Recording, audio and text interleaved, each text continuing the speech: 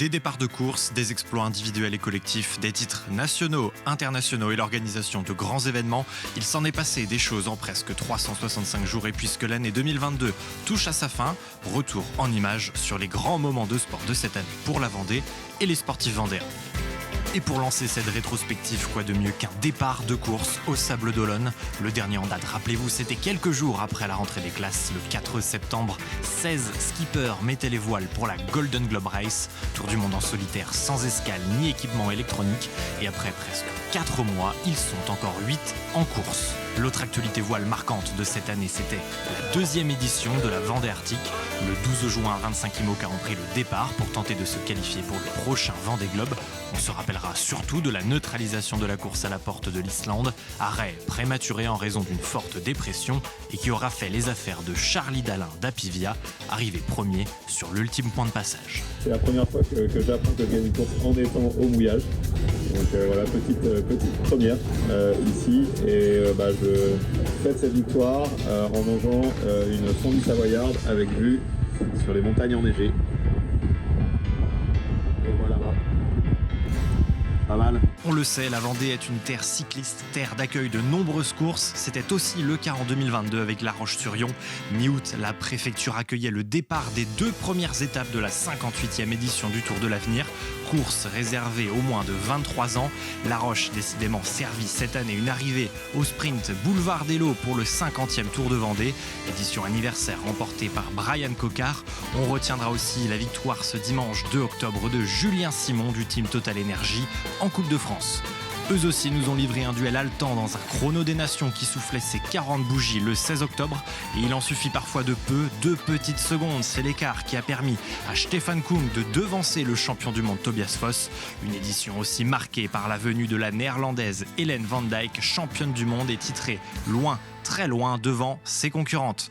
À la page des succès individuels aussi, les coureurs vendéens ont été servis. Une première d'abord, celle de Mathieu Burgodeau de Total Energy qui a signé le 11 mars sa toute première victoire chez les professionnels. C'était sur Paris-Nice, la 6e étape entre Courthézon et Aubagne. Des titres toujours et à foison, Matteo Vercher devenu le 25 juin champion de France amateur avec Vendée U, un titre décroché dans des conditions météo difficiles à Cholet. 2 jours avant lui, un autre coureur de l'équipe Vendée U s'était également imposé, cette fois en contre-la-montre, Antoine Devanne, champion de France au bout d'un circuit de 44,3 km. Un titre continental aussi, c'était le 10 septembre, Kevin Fouache, 33 ans, devenu à Lyon champion d'Europe de demi-fond en cyclisme sur piste.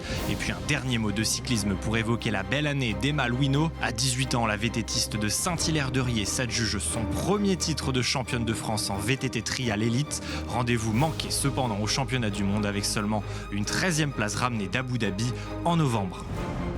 En triathlon, lui est en revanche revenu des Émirats Arabes Unis avec un titre de champion du monde. Rien que ça, c'était le 26 novembre à Abu Dhabi, couronne mondiale pour Léo Bergère, sociétaire du Saint-Jean-de-Mont-Vendée Triathlon.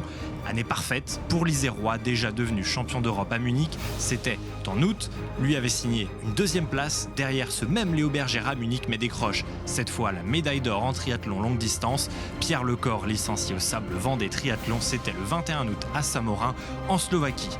Le triathlon qui réalise décidément une belle année, ce fut également le cas chez les para-athlètes. Licenciée au Saint-Jean-de-Mont-Vendée Triathlon, Gladys Lemoussu, devenue vice-championne d'Europe, c'était en mai du côté de la Pologne. De très bon augure à 1 an et demi des JO de 2024.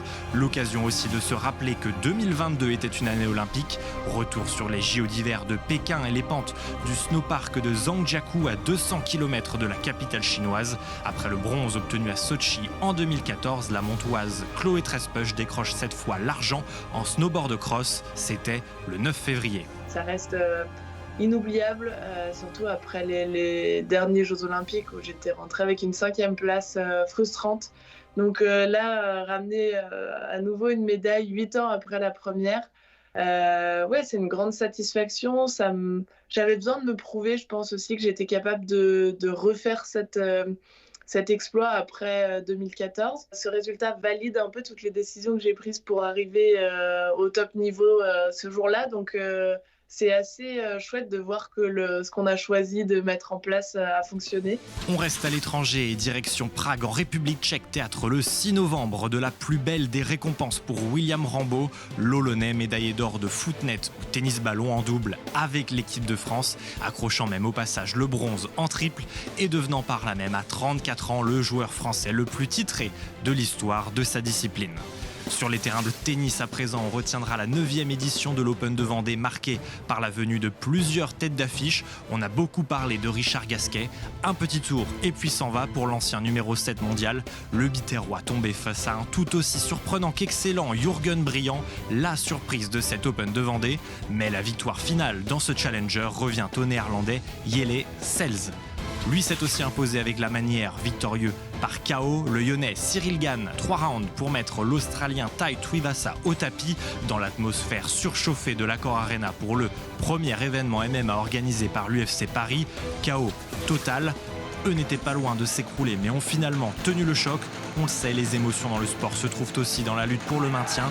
En handball, Pouzauges reste en National 1 masculine au bout du suspense de la saison. 30 avril, un dernier match à l'Étoile face à Granville, une seconde période de folie et puis une victoire comme épilogue d'une saison ô combien difficile. Quel match de fou, une ambiance des grands soirs à l'Étoile. On avait annoncé ça comme un rendez-vous quasi historique parce que le club s'est sportivement sur le terrain jamais maintenu en N1. Et quelle tension depuis quelques jours. On dirait que Granville recevait en première mi-temps. Ils se projetaient vite, ils criaient. Ils ont vraiment fait une très belle première mi-temps. Nous, on était un peu sur la réserve. Et dès qu'on a vraiment joué notre jeu, dès qu'on a bastonné un peu plus en défense et qu'on a couru en attaque, qu'on a fait la petite passe de plus en attaque placée, c'était génial. Et le grand Pouzauges est arrivé et on a amené toute la deuxième mi-temps et c'est vraiment mérité pour les gars. Un match de la peur pour le maintien. Le Vendée Chaland Basket l'a lui aussi expérimenté. À la veille de l'exploit des Pouzaugais en hand, les Chalandais jouaient eux aussi leur place en NM1 dans une salle Michel Vrignot gonflée à bloc. Et ça passe, le VCB s'impose face à Kaisersberg et tient sa place. Et puis une dernière image en basket pour saluer le 9 novembre le premier titre international de Colline Franchelin. La meneuse de la Roche Vendée Basket, c'était à Bucarest en Roumanie, championne du monde en basket 3-3 espoir avec l'équipe de France après avoir triomphé des Américaines en finale 21-18. Avant cet été, j'étais pas du tout sûre d'être dans l'équipe et puis le sélectionneur a fait son équipe et on a été jusqu'au bout et on est allé chercher le sacre. Donc super contente et championne du monde moins de 23 ans, c'est quelque chose quand même. Voilà de ce que l'on pouvait retenir de cette année 2022 sur le plan sportif. Rétrospective loin d'être exhaustive bien entendu. On aurait aussi pu parler de la Montaigu Futsal Cup ou du Brésil, vainqueur du 49e mondial de Montaigu en avril, du récent exploit des herbiers tombeurs de l'En Avant de Guingamp en Coupe de France ou de la qualification inédite de la Châtaigneraie pour les 32e de finale de la compétition, sans oublier les titres en tennis fauteuil de Gaëtan Mingui et Geoffrey Jaziac, se rappeler aussi de ceux devenus vice-champions du monde comme Gwenaël Guillemet en savate boxe française, Julien Gallo au tir à 50 mètres en carabine couchée chez les juniors ou Anaël Roulet sur le 100 mètres d'eau en paranatation. Bref, il y avait de quoi transpirer en 2022. Rendez-vous désormais en 2023.